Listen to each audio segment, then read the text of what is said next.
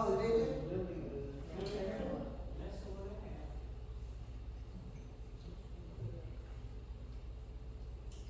I really like oatmeal raisin. So, but I need a cup. I mean, the cup all Cranberry, oatmeal cranberry.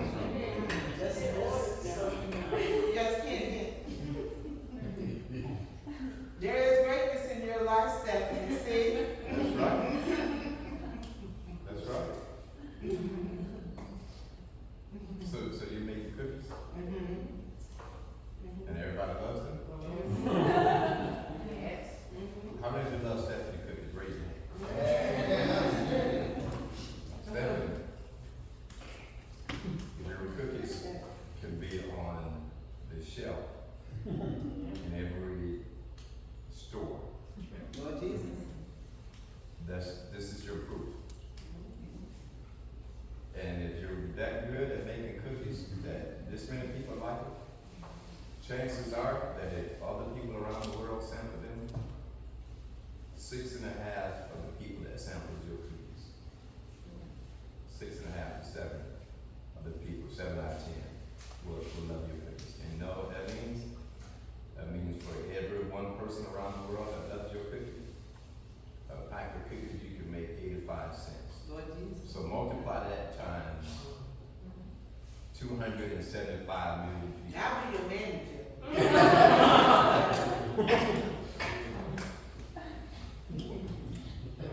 All right, so there's something that we're going to go ahead and get started.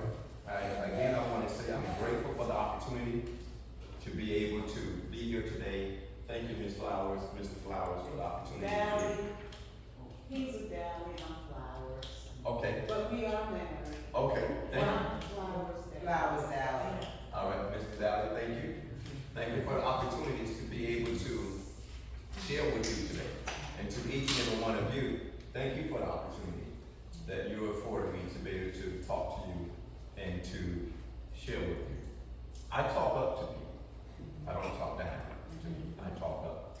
My heart is to lift you up, to pull out the best in you, to encourage and empower you to believe in your dream, to do something that you probably didn't think you were capable of, but later on you learned that you were capable of doing. I want to ask you to do something. I'm going to ask you, if you will, to take out your cell phones and go to your camera and just put your camera on you and do a selfie. Do a selfie. And don't just do a selfie, but hold your 2 fingers up like this when you do your selfie. Hold your phone up like this and do a selfie with your 2 fingers up. And I'm going to tell you why I'm asking you to do it. Now, once you're ready, take your picture.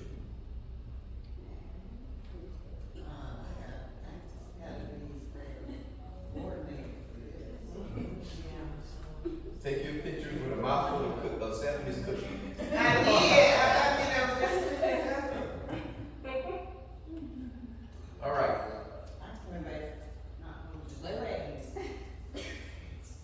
Get your best angle. Get your good side. Can I do like this? I gotta do like this. You can do it. You can do it either way. You can do it either way.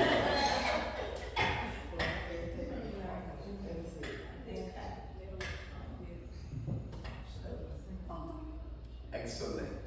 Excellent. All right.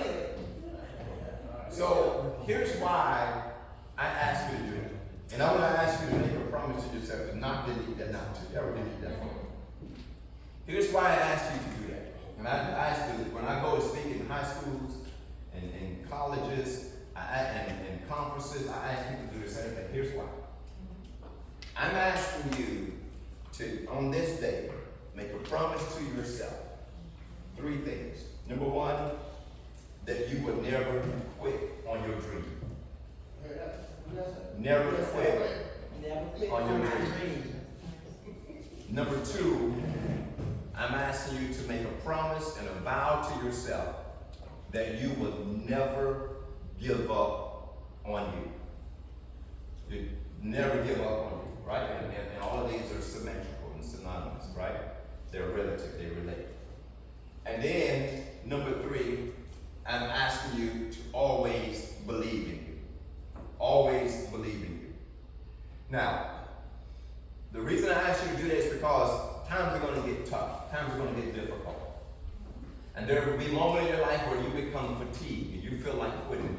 like giving up. There will be moments in your life where you feel like you have nothing left to offer your dream or a certain project, and ultimately your life. And when that moment happens, I need you to pull out your cell phone and go to this picture and remember that on this day right here, September what, 25th? 24th, September 24th, 2024, that you made a promise to yourself that regardless of how difficult times get, that you would not give up on you, that you would not quit. I'm passionate about asking you to say that, and the reason why it means so much that you make this promise and this vow to yourself is because a little over a year ago, my older brother passed away, and he passed away from a broken heart. He passed away because life had beat him down, and he just didn't feel like he had anything left to give. And in my final conversation with him before he passed away, the last time I saw him live, his words to me that I got out of our conversation was, don't let life kill you. Don't let life kill you. And I told you that I'm going tomorrow to go speak at a couple of colleges down in South Florida. And this is Suicide Prevention Month. And I'm going to be speaking on suicide prevention. And it's important that people learn how to overcome interpersonal challenges, mental challenges, psychological challenges, and to be able to extrapolate and bring out the best from within. So when times gets tough, because it will, when time gets hard, go back to this photo that you took this day with your two fingers up, because this photo reminds you that you will not give up on you. You will not quit. All right? Y'all got that? Because it's going to happen. But when it happens, Rico told me this day is coming. Mr. Murphy will be sitting on your front porch waiting for you to get home one day. But remind Mr. Murphy that I promised myself that I will not quit. And another thing is I want you to ask yourself these two questions. What is my why? What is my why? And what is my who? And I'm going to explain that. Your why in life represents why you do certain things, why you do what you do. Your why is your aspiration. Your why refers to that which stimulates you to and give you ambitions to go after certain things in life. And everyone needs a why. Why did you wake up in the morning? If I'm speaking to college students, I would say, why did you enroll in college? If I'm speaking to corporate 500 employees, I would say, why are you here in this particular position as a CEO or CFO? If I'm speaking to inmates, I will say, why did your life end up in this predicament? And what is it that you can do to change your situation? So you gotta know that there's a why. Everyone has a why. Then there's a who. A who represents the people in your life. The people who believes in you, the people who loves you, the people who looks at you and look up to you and relies upon you. Such as your family members, your kids, your spouses, your significant others, your parents, your grandparents, your friends. And if you don't have any of those people that you feel like believes in you and love you, then you are your who. You are your who. Your who is your motivation. This is where you get the stamina. This is where you are able to institute the energy to keep going, because you know that there are others who love you, who are counting on you, and who are dependent on you to always do what's best in life and to make the right choices, the right decisions, and to arrive alive at your destiny. And so in the next 30 minutes, I'm going to talk to you about bringing out the best in you. And I do want you to know that there's more on the inside. I like to say there's more in store. Say this with me, there's more in store. There's more in store. All right, put a little emphasis on it and say it like you mean it. Say there's more in store. There's more in store. For my life. For my life. That's right.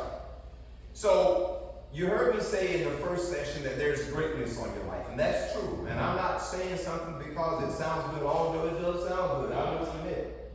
But there is actually greatness in your life. Amen. There's greatness in your life. You're looking at somebody who society wrote off. You're looking at somebody right now who the judge said to me, you are a threat to society. You don't deserve to be locked up. You don't deserve to be free. You should be locked up the rest of your life. You're looking at somebody, the last time I was incarcerated, I was facing 22 years in prison with a mandatory sentence. And yet I went from being that guy, living down in the dungeon, in the gutter, to now travel the world, empowering people's lives around the world. And in my bio, I once had my own worldwide television show. Can you believe that? I was on 3 different television stations and a radio station. Can you believe that? And I've been invited many times to be guests on other people's television shows. Can you believe that you have greatness in your life? And your greatness in your life, although working here at radio is a part of that greatness, but your greatness also exceeds what you do here. And you have to believe, you have to expand your thinking and stretch your mindset to believe that there's so much more in store for you. You've heard the saying before that the sky is the limit, and people believe that. And wherever you set your limitations are, that's as far as you can go. I say to people, the sky is not the limit. Can't be.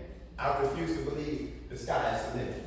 If the sky is the limit, then we couldn't land on the moon. We couldn't go to Mars, right? Because the sky refers to the firmament, right? It's what we can see. It's where we can go. But however, there are 2 limitations in this world. Number 1 is death. Death is a limitation. So as long as you're breathing, as long as you're living, your time has not expired. You still got time on the clock, on life's clock. There's so much more that you can do. And then number 2, ladies and gentlemen, the real limitation that has more impact than death is your mentality, your mindset. Your mindset. That's why I said earlier, your mentality creates your reality.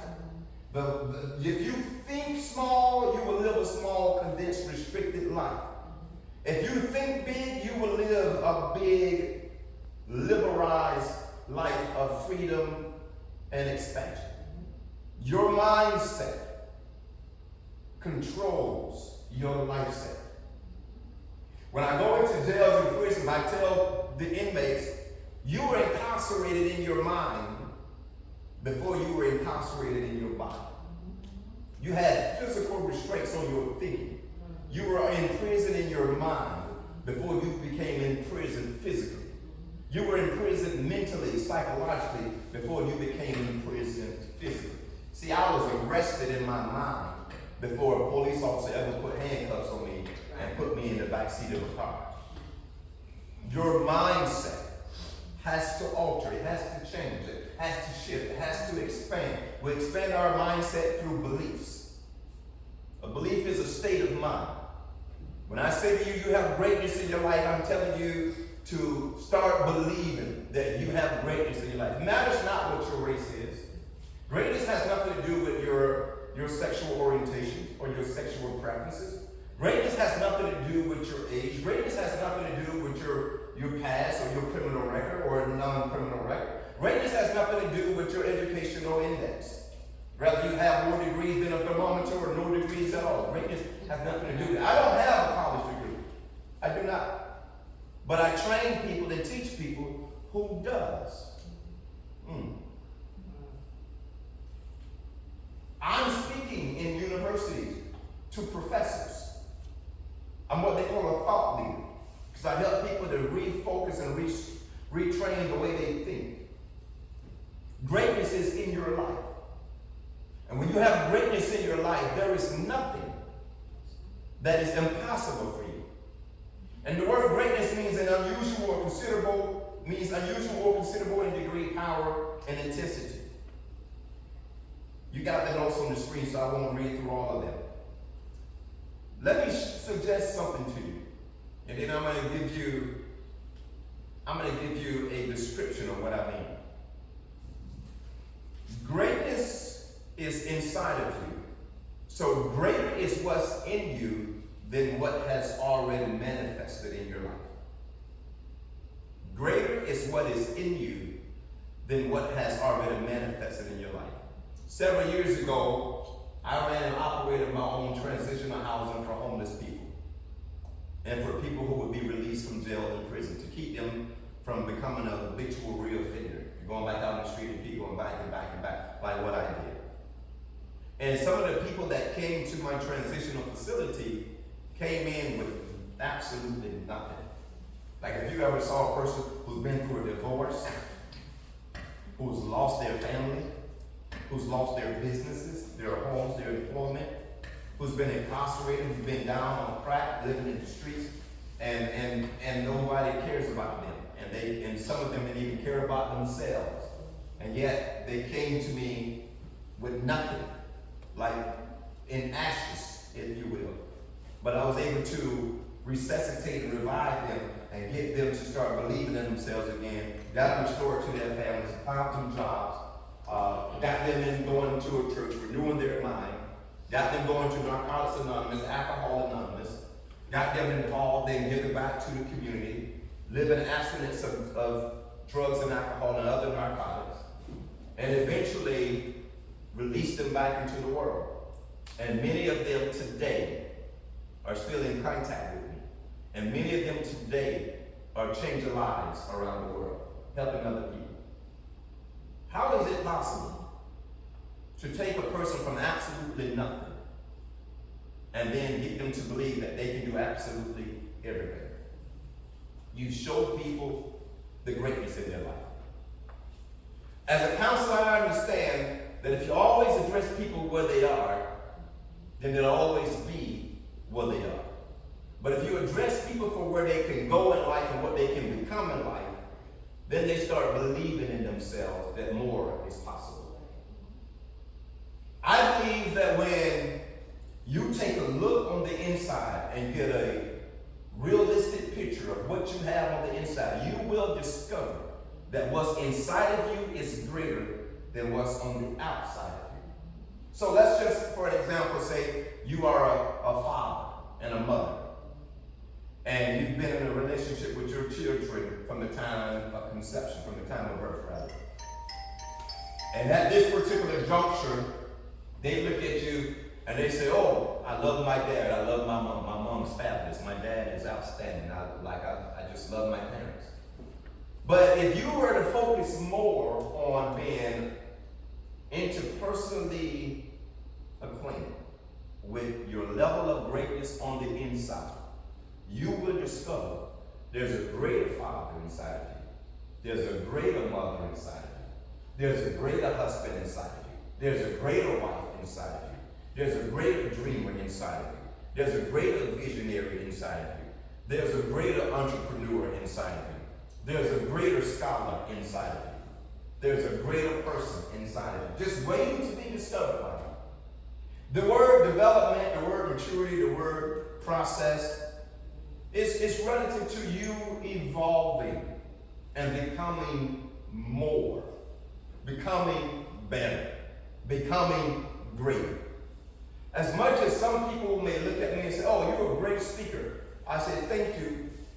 But as soon as I finish speaking, you know what I do, y'all? I go back to my little dugout. I go back through my notes. I watch the videos. And I look at myself and I say, you know what? I could have said this better. I could have did that better. And then I go back to the drawing board and I continue to work on me. I continue to refine me. I continue to personally develop me. I continue to interpersonally refine my skills and my talents. You know why? Because I realize that greater is inside of me. And here at Rail, we don't want you to just come in and be good. We want you to come in and be great. And the you that is employed today should be able to, at some point, fade away in the background while the greater you come forth. The person that you are today and what you have to offer the world should eventually fade into the background and the greater you come forth. You see, evolving and becoming is what greatness is all about. We're not born adults. We're born babies. But through a process of maturity and development, we evolve. We grow. We mature. And we become. And now we're able to look back as in our adulthood over our childhood, and we can measure the development and the growth in our life and see how far we've come. 10 years from now, 15 years from now, you should be able to look back on this day and say, that's where I was then, but this is where I am now. I've continued to evolve. I've continued to develop. I see Stephanie 5 years, 10 years from now saying, I remember we had this meeting and this guy Rico came and he spoke to us and he told me that I should start my business of putting my cookies out on the market. And here I am 15 years now and my cookies are on the shelf. And I'm a manager. And this is your man. You see, ladies and gentlemen, you have to think like you're great. You have to think like that. Don't measure your greatness by your bank account. Don't measure your greatness by your educational status. Don't measure your greatness by the kind of car you drive. Don't measure your greatness by the neighborhood you live in. Don't measure your greatness by what other people think about you. Other people's opinions of you matters not to the dictation of your destiny, nor to the potential of your greatness. So when you focus on your greatness, the more you focus on your greatness, the more you begin to become that butterfly that's inside of that cocoon. You cannot tell that caterpillar that became that butterfly that it didn't have greatness. That butterfly believed in itself. I bet the cricket never said to the caterpillar, you have greatness in your life. I bet the frog never said to the caterpillar, you have greatness in your life. But the caterpillar knew something was happening on the inside, and it just needed to interpersonally focus and begin to evolve and develop. So accept the greatness in your life. That's the first point that I want to leave with you today. Accept the greatness in your life. Point number 2.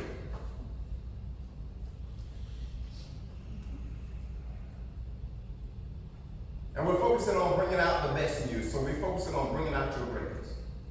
Understand that greatness is your destiny. You've heard the word destiny before, right? Yeah. Oftentimes people equate destiny with destination, and it is totally opposite of the other. They're diabolically opposed. A destination refers to something physical. It's a place, it's a location. Like going to New York, and once you get there, that's your destination, so you arrive. But that's not your destiny, because a destiny is not a physical place. A destiny is a state, it's a place of arrival. Destiny has all to do with a space that you occupy in time. It's nothing to do with a physical place. It's a place you occupy in time. Say this with me. My destiny is a space that I occupy in time. Greatness is not defined by money, education, or fame. You were born and created with greatness. So the second point is knowing that greatness is your destiny. Greatness is a state of becoming. And your destiny is a state of being. That's important to understand. Greatness is a state of becoming. And your destiny is a state of being. Isn't it something that a guy who speaks around the world came here to Leland, Florida, to Rio, to St. Ames Church, to talk to about 15 people about greatness being in your life? Can I share with you that there's a reason why I'm here? There's a reason why I stopped by. There's a reason why you're here. Can I say to you that you're the dream team? Mm-hmm. Say this with me. We're the dream team. We're the dream team. And when you see yourself as the dream team, then you understand that the reason of your being here is bigger than what you originally or initially thought. When you're working on something big and you want to accomplish something great, a team is a symbol to accomplish that great dream, that great vision. Mr. Walt Disney had to assemble a team of people that believed in his vision, that believed in his dream.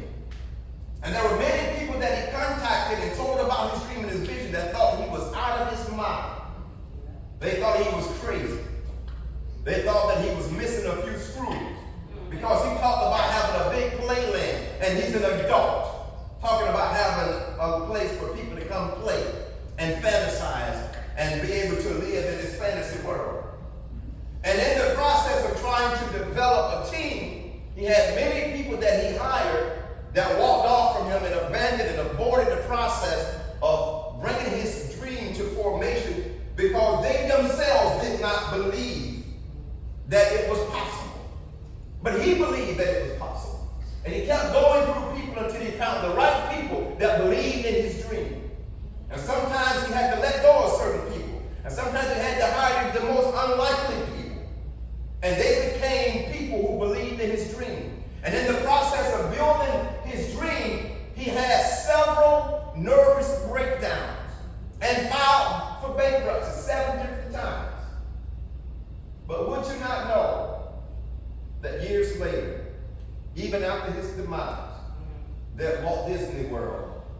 headstrong and running. And people have come into the lineage of his dream and is continuing to perpetuate his vision. And people he never even met before are still channeling and supporting his dream and his vision. You see, one day, ladies and gentlemen, we're all going to have to leave this world. But the question is, what are you going to leave behind? We call that legacy. In order to leave a legacy that is going to outlive you, you have to believe in the greatness in yourself. You assemble a team around you that you want to help push and perpetuate your dream. And these people, they take your burden to heart. They take your dream, your ideas, and your goals to heart. And your ambition becomes their ambition.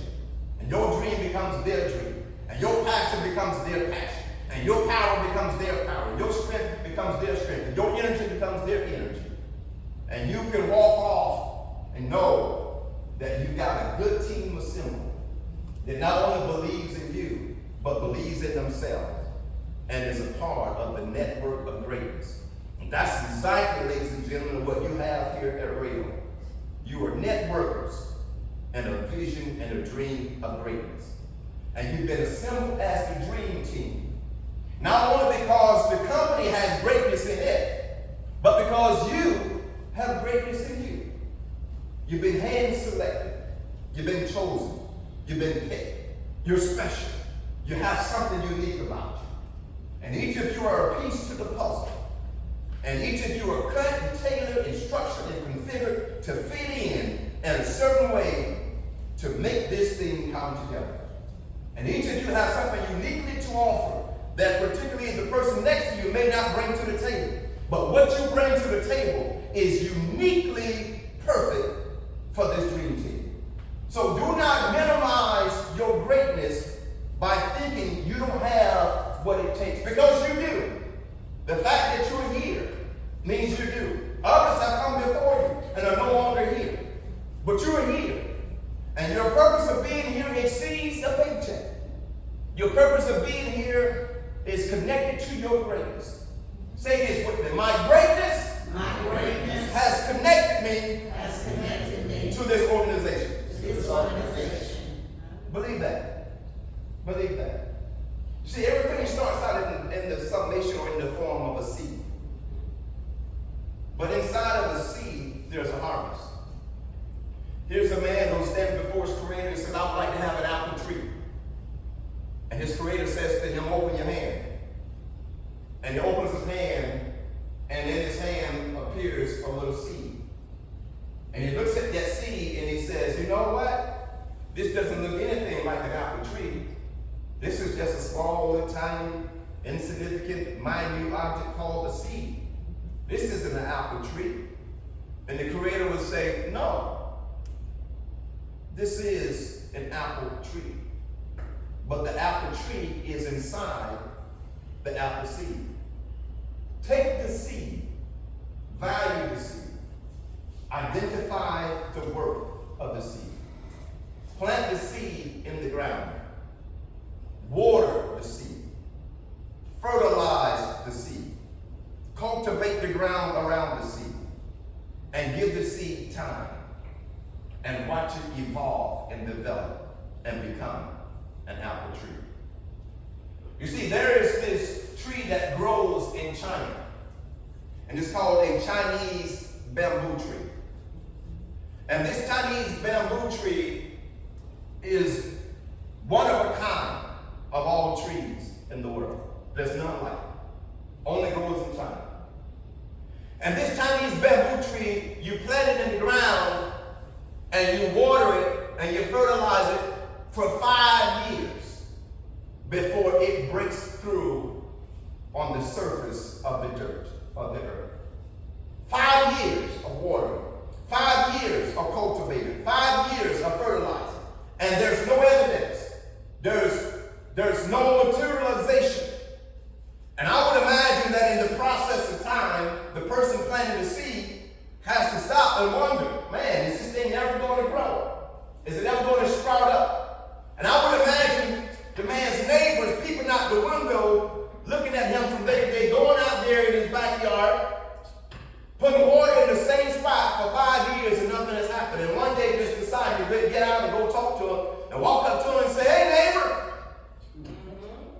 how you doing today, neighbor? He says, I'm doing good, just watering my tree. And the nosy neighbor said, yeah, that's the reason I want to have a conversation with you today, you know? I've been watching you for 5 years out here watering this tree and nothing has happened, nothing has grown. You sure you planted something in the ground? And he would reply and say, yeah, I planted a seed. You're right. Planted a seed 5 years ago. Well, it seems like to me that Ray Charles can see that there's nothing growing. Seems like to me that by now you would have thought, give up, stop wasting your water, stop wasting your time, stop wasting your fertilizer. But this man in his heart, no, I can't abort the process. Right. I put something in the ground. And though it's taken 5 years, I will not walk away from my dream. And after 5 years of watering, fertilizing the ground where this seed is planted, ladies and gentlemen, within 5 weeks, this tree grows to be 90 feet tall. It took 5 years to see results, but it takes 5 weeks to reap the harvest. There would be moments in your life where you would have to labor and focus on bringing forth your greatness and maturing and developing your gifts and working in this organization to get it to where it has the potential to get to. And there would be people who will walk up to you and say, you're wasting your time. Why are you there? Why do you believe so much in the dream and in the vision of this organization? Why do you give so much? Why do you work so hard? Why do you stay up at night trying to brainstorm? Why do you get up so early? Why are you not taking a lunch break? Why are you not playing? Why are you not enjoying recreation? Because I'm focused on my greatness. I'm focused on my dream. I'm focused on my future. Ladies and gentlemen, you must be willing to do today things that others won't do, so that you can have tomorrow things that others won't have. You must be willing to make sacrifices for the present that will become presence in the future. We call that delayed gratitude. You must have an attitude that I have greatness and that I'm part of a bigger picture in life, and that I will not quit and I will not give up on me and I will not give up on my dream. You must be willing to come into an agreement with yourself that I will make a commitment concerning my greatness, and then I will commit to my commitment. I will dedicate and devote my time to my greatness, and then I will dedicate to my dedication. I will focus on not only doing what I know I need to do, but I'm going to go the extra mile. I'm going to go into overdrive. You see, people who does not discover their greatness spends life admiring those who do. Let me say that again. People who does not discover their greatness spends life admiring those who do. See, we admire Michael Jordan. We admire Oprah Winfrey. We admire Queen Elizabeth. We admire President Barack Obama. We admire Mark Zuckerberg. We admire Bill Gates. We admire the rich, the famous. We admire people who have discovered their greatness. But why spend your entire life admiring people who discover their greatness? Why settle for being a cheerleader in life when you were born with your own identity of greatness? I can't spend my life admiring Tiger Woods.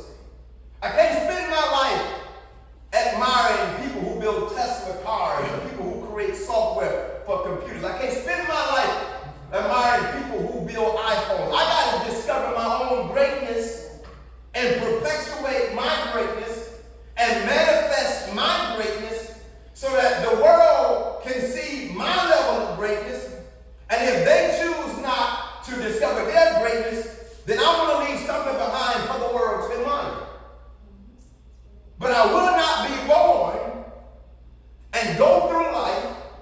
then die, and the world does not know who I am. Right.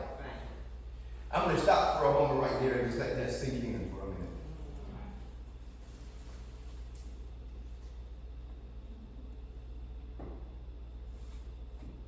The owner of and the founder of Chick-fil-A was not good in a whole lot of things, but he was good in creating the chicken sandwich. Mr. Colonel's chicken does not taste any better than my mama chicken, I guarantee you that. But he sold his idea to people, and people bought into his greatness. Pizza Hut is the idea of someone's greatness.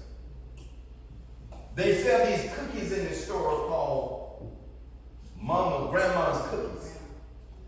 And can I be honest with you? I don't think they're all that hot. I don't think they're all that good. But it doesn't matter what I think, because Grandma got 275 million people every day walking into the store buying your cookies across the United States. Somebody obviously think they're good. That's why I say to Stephanie, if Grandma cookies can sell, surely your cookies can sell. See, when you look inside, you discover you got something. No one in this world is born without something. Our something is not going to always be what the next person's something is, but you got something. And you have to discover your something. One lady created a program called Bible. Bible is a program to help people speak different languages. She doesn't sell cookies. She sells translations. And people are buying it all over the world. Somebody else created a shoe called Reebok. Reebok is not a Nike, but there's a market for it. Someone else created a sandwich called the fish sandwich. McDonald's sells the fish sandwich. Captain D's sells fish sandwiches. It's not chicken sandwiches, but there's a market for it. Everyone has got something. And when you discover your something and you put your passion behind it, that's your greatness. And when you run after your greatness runs after you. And even after your life expires, your greatness continues to inspire. Let's move a little further. I'm going to take about 8 more minutes and then we'll have Q&A. Are you with me so far? Yes. Am I speaking your language? Yes. Can I just Yes. step in? Yes. I just need to say that we have the office opening back at 11:30 for the sign window, so I just want you to be aware. That's fine. Okay. If nobody answers the door. All right. So you say, okay, how do I bring my greatness out? I call that process giving birth to the greater you. This is the process that mothers understand completely. It is a painful process, but yet it is promising and productive. Giving birth to greatness and visions and dreams and ideas and business and wealth and movement is associated with pain, frustration, rejection, stress, hardship, isolation. I know about it. There are times when you're going to feel like it costs too much to realize your dream. But I can assure you that it costs you even more to not realize your dream. Your dream, your vision, your greatness is expensive. And it is supposed to be. Because anything great should cost you something. When you work hard for something, you appreciate it more. When you work hard for something, you have a greater sense of respect for it. When you work hard for something, you have a greater sense of accomplishment for it. When you work hard for something, you have a greater sense of self-appreciation and self-validation from it. It's supposed to cost you something. You're supposed to be challenged in the area of your greatness. But yet still, when you fight through the challenges, now you're pushing out of you that greatness from within. When you fight through the stress, you're pushing out of you the process of manifesting your greatness. See, anytime you start working on your future, working on your career, working on your greatness, and working on your dream, there's going to be opposition, ladies and gentlemen. You're supposed to have opposition. You can't catch a fish at the lake without putting a worm on the hook. There's going to be a process to it. And there's going to be times that that little hook is going to prick you in your finger. And it's going to hurt. But there's a process to it. And many people quit and give up on their greatness and give up on their dream because in their mind they say life is not fair. And life is not supposed to be fair. Over the past 5 years, I've had 14 family members to die in my life. 14. Including my father and my brother. My grandparents. Nephews.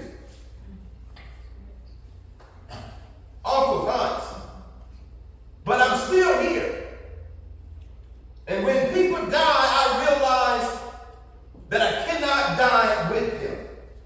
I have to fight through it. And when I fight through opposition, I'm gaining acquisition. Say this with me. When I fight through opposition, I'm gaining acquisition. That means I'm acquiring valuable asset. Life's going to be hard. Yes! Are you going to feel like quitting? Yes!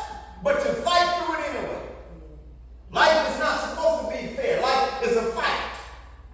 It's not fair that birds eat worms, but they do.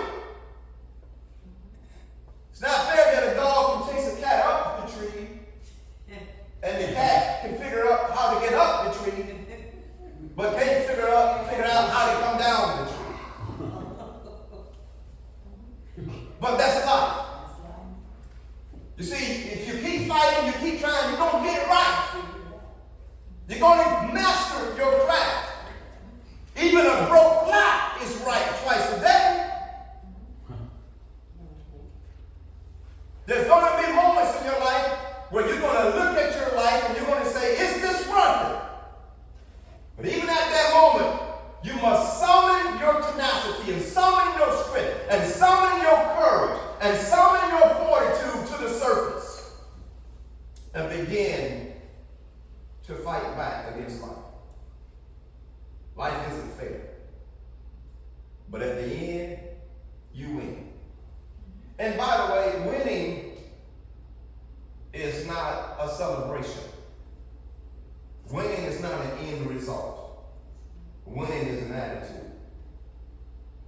Winning in life is a mentality. Even while you're losing, you must have a winning mentality. Even while you're at the starting line, getting ready to force your way to the finish line, you must have a winning mentality. A man's gift, the good book says,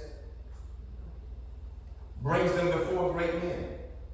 If you were to go into my website, you will see me in photos with some really great and powerful people around this world. Some from the NBA, some from the NFL. In fact, I mentor athletes who have played in the NBA and NFL. And many of them continue years later to come to me for advice and direction. Can you imagine that? You will see me with pictures of famous coaches who coach athletes in professional sport. Great civil rights leaders.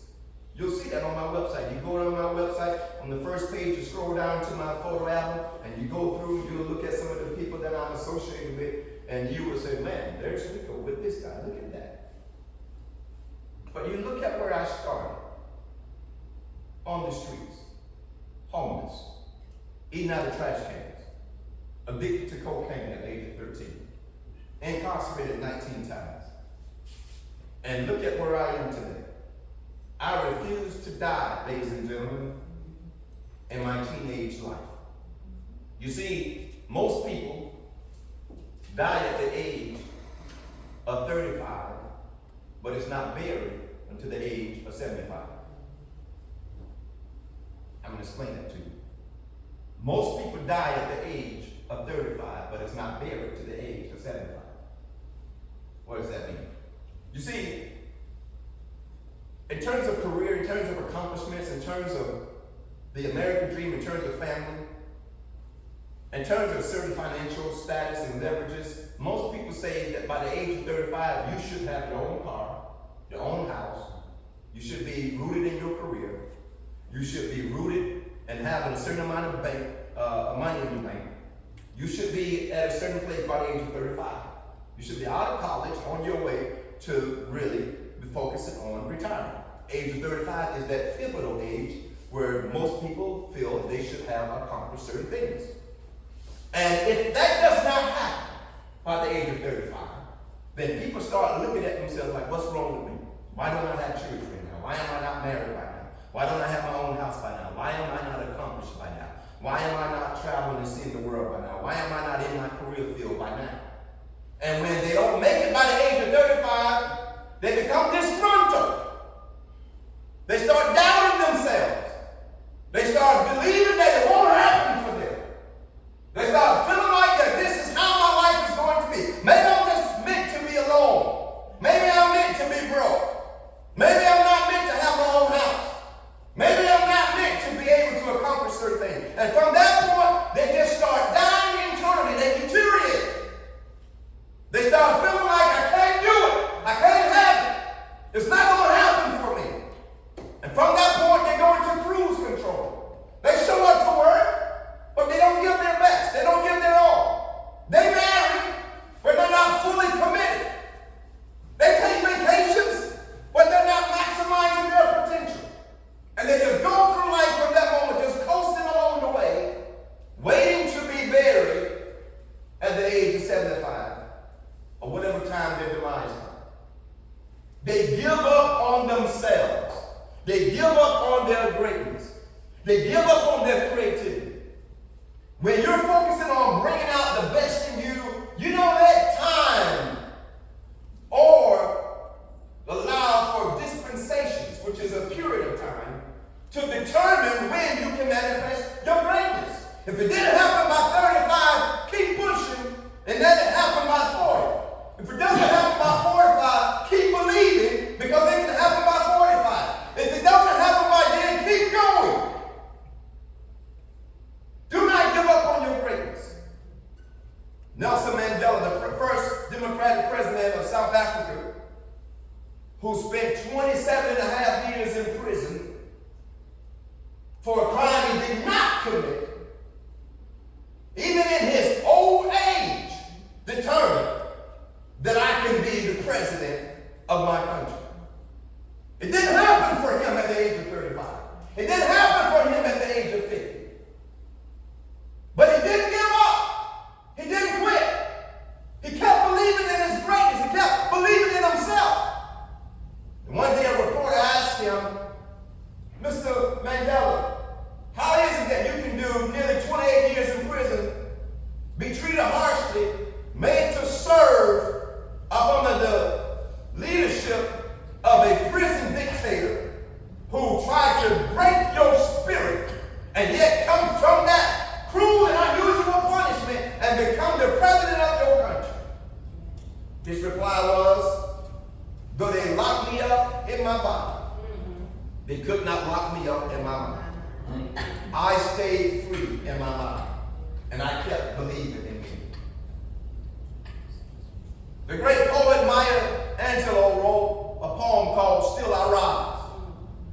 And in her poem, she talked about how basically people want to see her down, see her fall, see her reduced to nothing but ashes. But just like the air and the wind, she rises. There's going to be moments in your life where you're going to have people who doubt you, people who does not believe in you, people who look at you and judge you by the contents of your color. People are going to judge you by the car you drive. They're going to judge you by your past. They're going to look at you and not see greatness in you. And you're going to be confronted with an ultimatum at that time. Do I live after other people's opinions of me? Or do I put my focus internally and stay subjected to my greatness? Say this with me. I know who I am. I know who I am. And it does not matter And it does not matter if other people if other people disagree. disagree. I'm going to stop here in about 5 minutes. When you think about your gifts and your talent, I call this interpersonal discovery. On the inside of you, you have gifts, you have creativity, you have talent. You've heard the term interpersonal skills. Interpersonal skill is when two people, or when a person basically develop their desire to interact with other people. There are certain skills you need to efficiently and adequately interact with people and engage people. We call them interpersonal skills. And emotional intelligence, the ability to be able to identify, the ability to be able to relate. Sometimes humor, sometimes sympathy, sometimes empathy. These are skills that you use to engage in relationship. But in order for you to deploy those skills and use them in relationship, you have to discover them on the inside of you, that they first exist. This is called interpersonal discovery. And I call this interpersonal discovery because so many people are going through life trying to get to know others without first getting to know themselves. You have to get to know you before you can get to know others. Many people, relationships don't last in life because you got two people coming together, spending more time on trying to get to know each other rather than getting to know themselves, because it's knowing you that causes for the relationship to be healthy. You learn your strengths and your weaknesses. You learn your mood swings. You learn what turns you on, what turns you off. You learn what you're good at, not what you're not so good at. And when you focus on bringing out the best in you, what is difficult for others to do becomes easy for you when you focus interpersonally. This is why greatness is in you. Greatness is not in your head. Greatness is not in your car. Wealth and finances and being rich does not make you great. I can call a name right now of someone who is very rich, but it's not all that great, in my opinion. And if I call their name, you go, oh yeah, well, I feel the same way. But I'm not going to become political. Just give you hints and clues. What is difficult for others to do when you focus interpersonally, it becomes effortlessly for you. It becomes, look, I don't have to struggle to speak.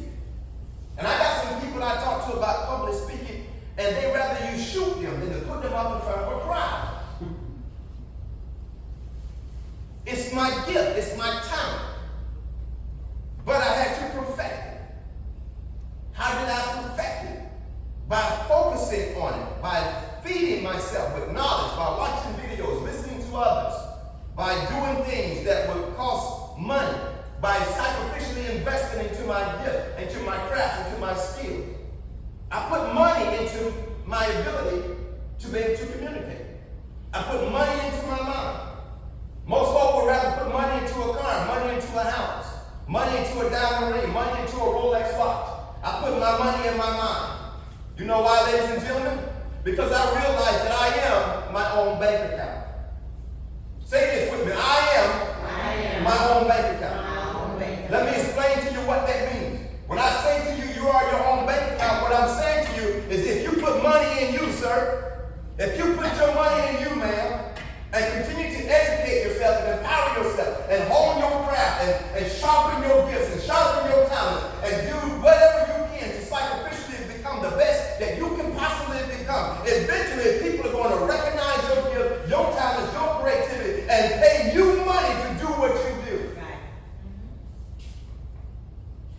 And money will come to you because you're good, you're great, I'm gonna hold you on that. and you're the best. Yes. I train leaders to focus interpersonally. You can't sell a car without selling you. You can't sell a wardrobe without selling you. People don't buy cars from you because they want a car. They can buy a car from someone else. They buy a car from you because they like you as the salesman.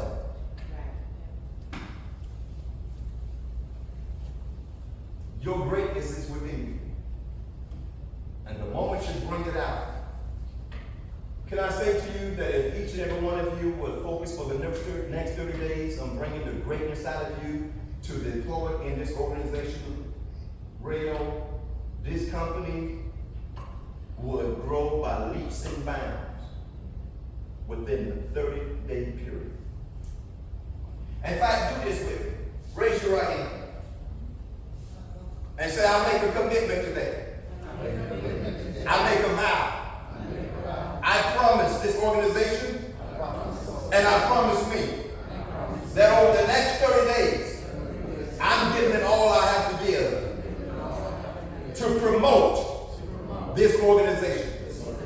Now, if you mean that, give yourself a round of applause.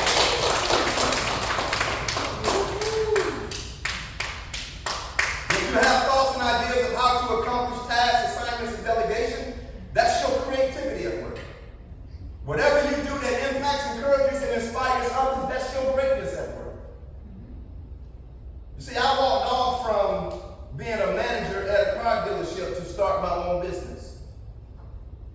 I wanted to be more efficient with my time and my gifts and my talent. And I started, along with my wife, we started our own daycare. And then from there, we started investing in properties. We realized that there comes a time in life when you experience a transition from being good to being great. You stop working for money, and you let money work for you. That's another message on another day. But that is a seed that I want to sow in your mind. There are things that you are doing right now that will change the landscape of your life if you would just perfect it and become better at what you do. Nobody wants an employee that shows up to work for a paycheck, because it reflects in your disposition, in your attitude, that to you, this is just a job. But to your employer, this is an opportunity of a lifetime. You're part of a dream team. You're employed to make an impact, to not only make a difference, but to become the difference. So you connect with the right people, and you find yourself doing what your inspirations and your aspirations lead you to do. You make sacrifices and investments into your life. And you understand that if you don't invest into you, why should anyone else invest into you? Amen. If you don't put money into your education, your gifts, your skills, your craft, why should anyone else invest into you?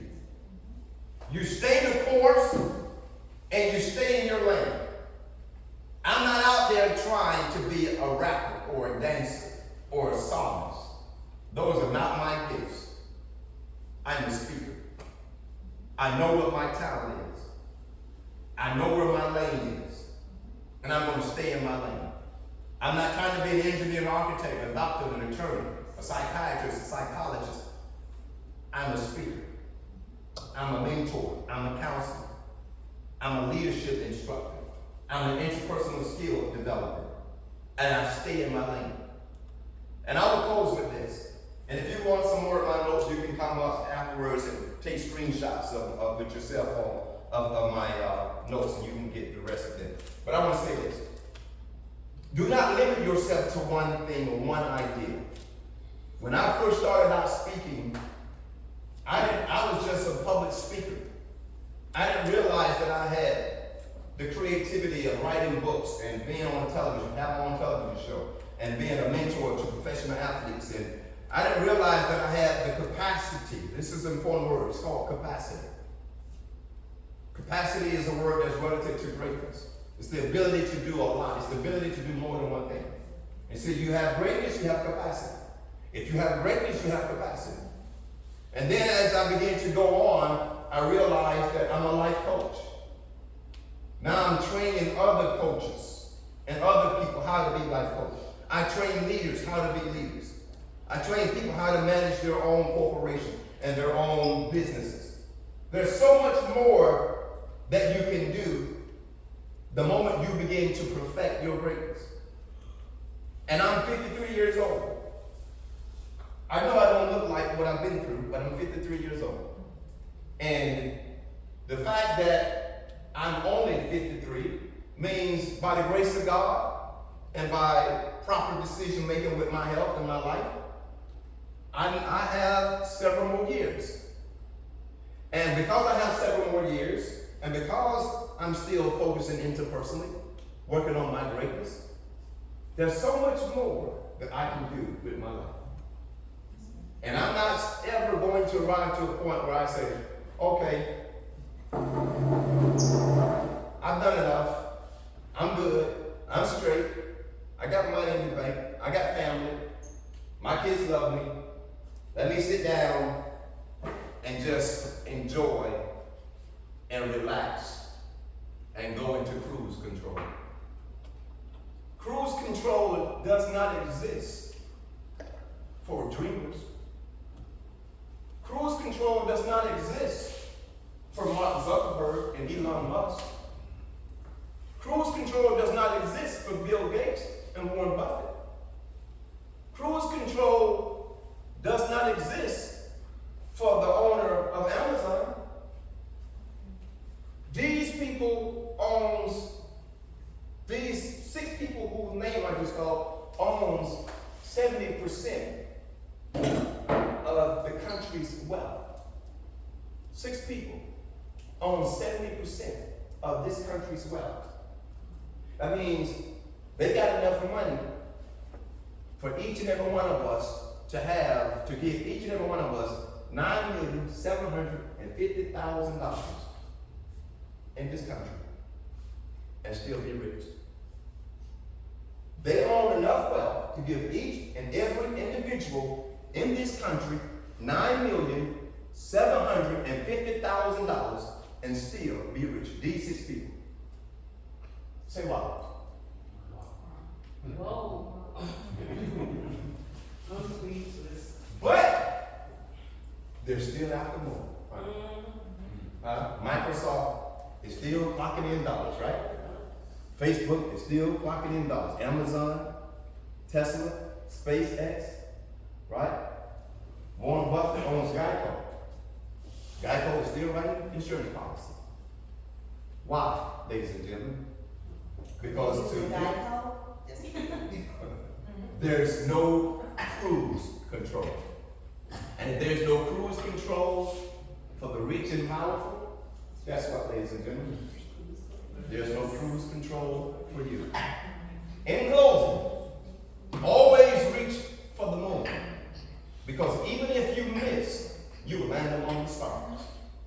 Be willing to aim high and hit nothing rather than to aim low and hit everything. Most people fail in life not because they aim too high and miss, but because they aim too low and hit. Your attitude towards life determines life attitude toward you. So be willing to give to life the passion you aspire so that life can give to you the dream you desire. Again, be willing to do today things that others won't do so that you can have tomorrow things that others won't have. Other people's opinions of you matters not to the dictation of your destiny, nor to the determination of your potential. So walk not in the shadows of those you admire, but discover your own greatness and dare to aspire. For then you will live a life that is promised to leave a legacy that inspires. So think sharp, talk sharp, plan sharp, walk sharp, talk sharp, dress sharp, eat sharp, live sharp, and you'll be sharp. Thank you for your time, ladies and gentlemen. My name is Steve.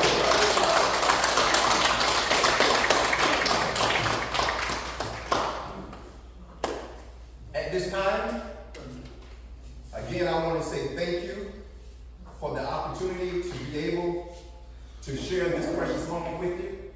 If you have questions for me or comments, at this time, we will give you the floor for Q&A.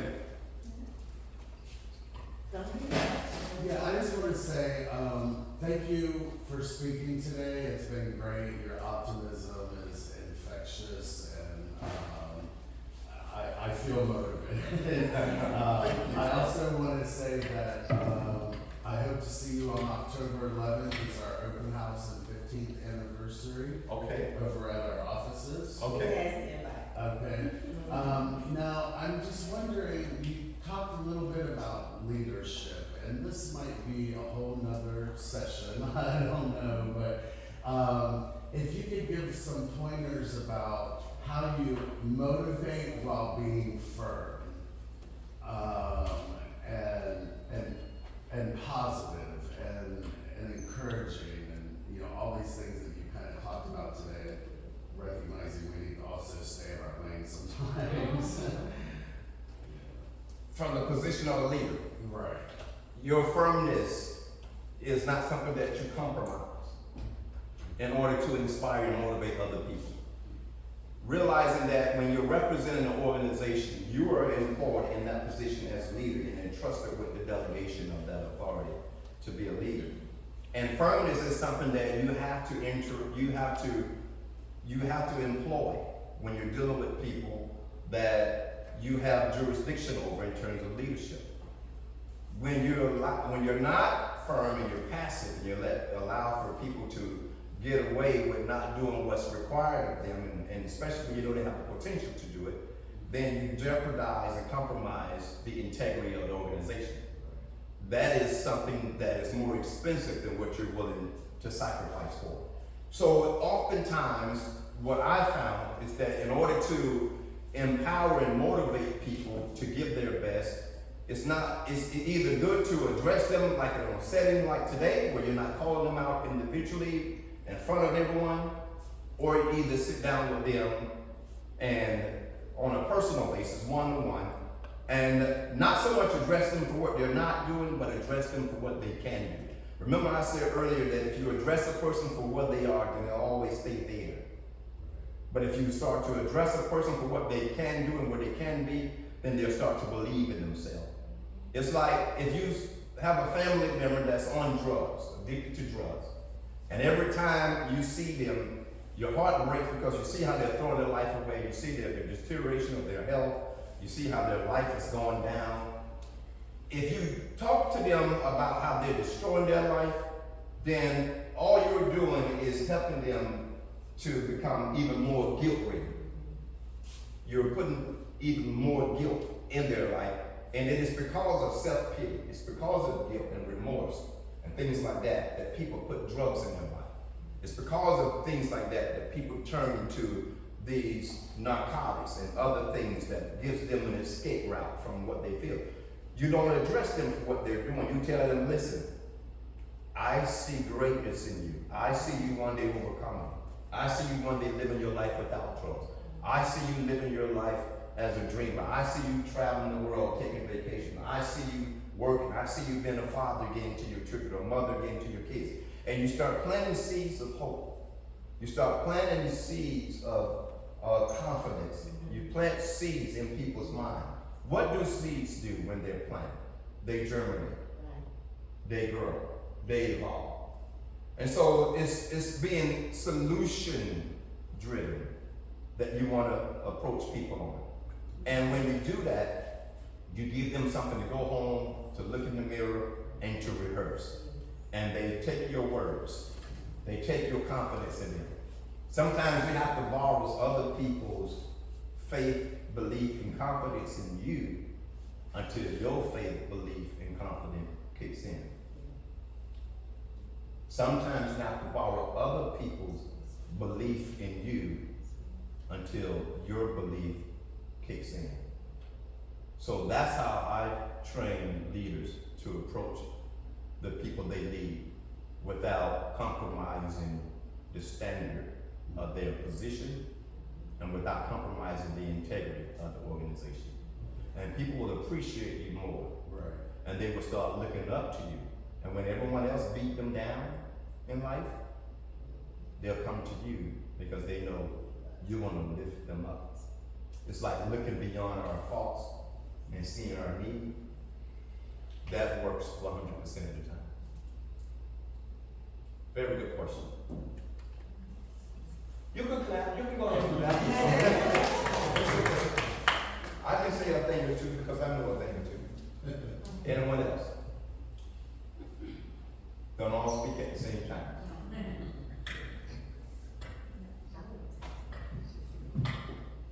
I said, I'd like to take pictures of you and John with, Okay. you know, All right. And that's what.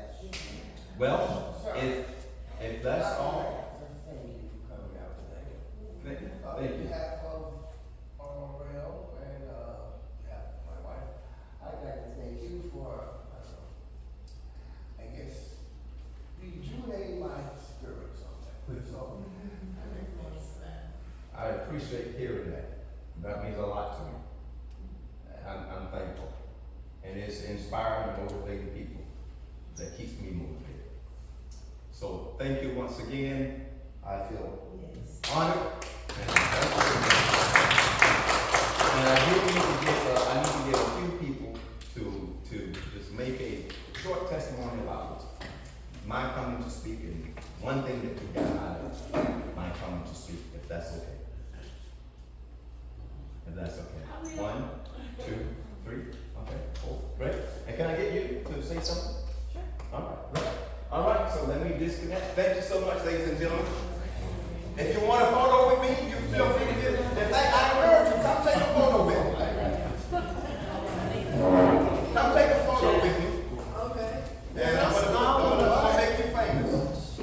I think we should all take a photo with them. Let me grab my phone.